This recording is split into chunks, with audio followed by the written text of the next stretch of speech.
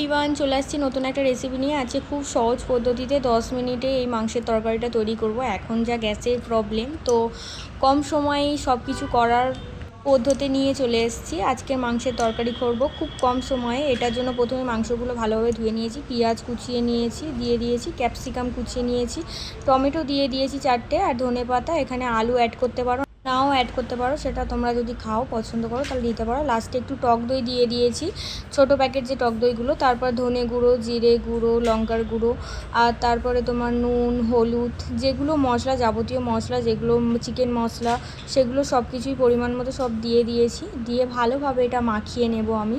এটা একেবারেই কিন্তু আমি প্রেসার কুকারে মাখিয়ে নিচ্ছি। তোমরা চাইলে নর্মালি অন্য কোনো পাত্রে মাখিয়ে নিয়ে প্রেসার কুকারে দিতে পারো।